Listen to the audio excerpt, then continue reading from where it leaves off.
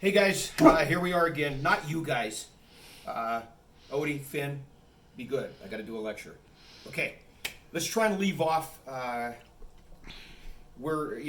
from the last lecture to give you an understanding. I mean, this is really important in criminal justice in the United States for a lot of reasons. What makes us different than a lot of other countries is this whole idea of sentencing. We clearly put more people in jails and prisons than any other country in the world. So a lot of you will be saying, that's fine, I'm good with it, just like with the sentencing. But we're going to look at it. We're going to look at it specifically. Why do we do the things that we do? How do they come about?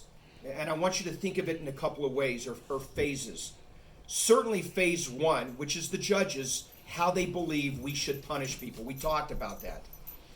Phase two is going to be the courts and talking about, thanks, Ode, talking about, what type of sentence do we give them as far as time in prison, whether it's the eye for an eye, retribution, or whether it's incapacitation.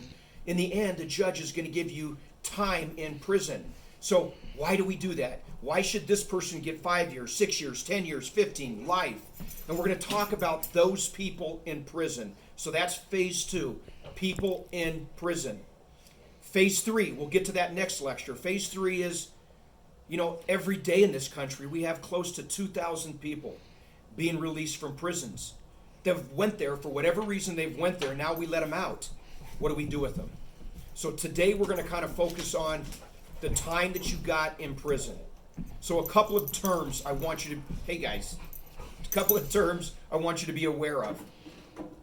The first one's indeterminate sentencing. Indeterminate sentencing is when a judge decides that they're going to cut you a break. You've committed multiple crimes. You went out and stole a car. You ran over a baby in a crosswalk in a carriage. You went and shot 5 other people. You committed more than one crime. So when you're being sentenced in court, indeterminate sentencing is when a judge goes, I'm going to combine everything together and I'm going to give you from this point to this point, from 2 to 6 years, from 4 to 8 years. There's not a specific amount of time.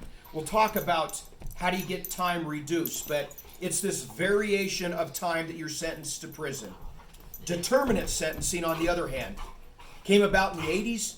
A lot of people did not like judges giving breaks. Determinate sentencing are those folks that believe in crime control and punishment. They believe in an eye for eye. They believe in that you need to pay for what you did. So you're getting 10 years in prison.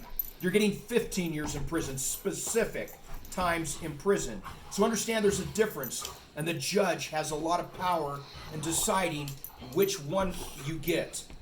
The next thing I want you to understand is when you're in prison and you do have that indeterminate sentencing, meaning you've been given 2 to 10 years, you do 2 years if you do the right things when you're being put in prison. You get time off of your sentence, meaning if you've been given 2 to 10 years, that 10 years goes away if you do certain things. Clearly, most of you have heard this term, good time. Good time means if you're in prison, you're not fighting, you're not beating up corrections officers, and you're doing what you're supposed to do, then we're going to give you good time. Generally, that could be a third of your sentence. If you've been given 9 years, you could have 3 years taken off of your sentence for doing nothing more than obeying the rules. That's good time. The next one, a lot of people don't understand. It's called gain. G-A-I-N. Gain time. Gain time is when you do something in prison beyond what you're supposed to do. Meaning you go to religious services. You go every Sunday. You go to church. You do things like you get an associate's degree, a bachelor's degree. You get a high school diploma. If you go and do things that we are not making you do beyond what you're supposed to, you can again have time taken off of your sentence. Again, very controversial. We'll get into that later. I just want you to understand that as we start to see politics come into play, when we start hearing things like the governor let this inmate out of prison early, it is not the governor's fault. Every governor of the United States allows for good time and gain time. If we didn't do that, prisoners would they'd be hell in prison. There'd be no way to manage them. There has to be an incentive.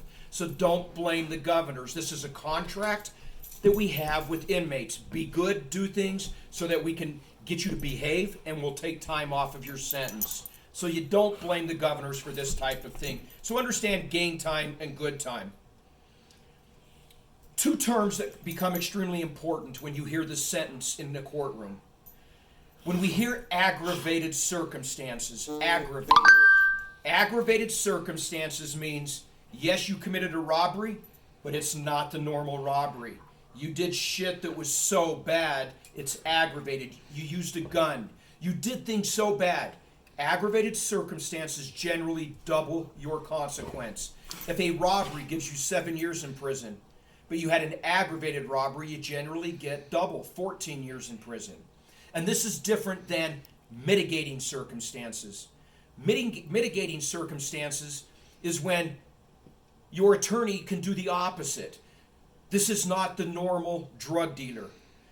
My client, yes, sold drugs, but had to pay bills, had 3 kids to take care of, was doing everything they could to survive on the outside, but could not do it. Had to do this in order to make ends meet, to get something on the table for their kids. Not your normal drug dealer. If the attorney can argue mitigating circumstances, the punishment is cut, and it can be cut dramatically. So again, it's not about whether or not what you agree on. The judge has that power. Aggravated, mitigating.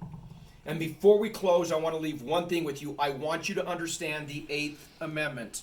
As we start to go down this path, and as we start to hear politicians argue about, I'm going to be tough on crime, I'm going to do this, I'm going to do that. The Eighth Amendment is extremely important. You know, we have a country that has a constitution.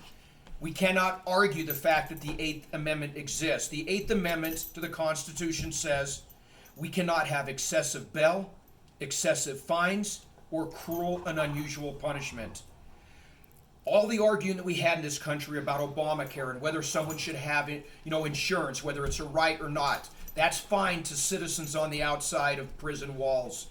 When you're inside a prison, when we take you into custody and take away your freedom, the Eighth Amendment, we have to give you the best health care. We have to give you the best of everything because the Eighth Amendment forces us to do it. As a governor of the state, any state, you don't have a choice. Your only choice is you can tell that prisoner, I'm going to pardon you and kick him out. But if you keep them in prison, they are the only segment in the United States that have guaranteed health care.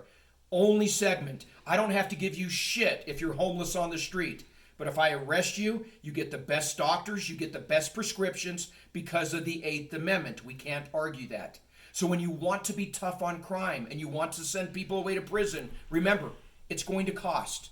That money is going to be costing, and it's going to come from somewhere. As I put prisoners in prison, I can't pay for secondary teachers, high school teachers, elementary teachers. So there's a cost for locking people up. Understand that. Don't argue something. Remember this whole idea of arguing without understanding. Before you start getting upset about giving prisoners the rights that they have, for those of you that like to say, this is my Second Amendment right, remember, yeah, you have a right to have a gun based on your opinion. The Eighth Amendment also says we cannot be cruel and unusual to anyone that we incarcerate. Over the next few classes, I'm going to be having you watch videos of what I call special populations in prisons. Populations of people that we don't think about normally. And I want you to be watching these videos and understanding that they're very complicated. They're very expensive, especially when we talk about capital punishment. I'm going to be showing you a video on capital punishment. I'm not going to argue whether we have it or not. I'm just going to explain to you it is very, very expensive. So again, I'm going to have you start looking at special populations within the prison's walls. We're going to be talking about the prisons. After you've watched these videos, we'll then go into what happens after we release them. Before we go, again, this is all fun. I'm glad that you're learning, but these are strange times. I get it. Most of us are kind of like sheltering and hiding. We're afraid. Again, I know a lot of you are out there struggling. Hopefully everybody has access to the internet. I'm not trying to give you busy work. I'm just trying to give you things that I want you to understand before we finish this semester up. If you're having a tough time getting internet, having a computer, get a hold of me. I know we're going to be going through things like the library might be closing. So again, if you're having and you're struggling, send me an email. We'll work through it. Be safe out there, okay? I'll see you next time.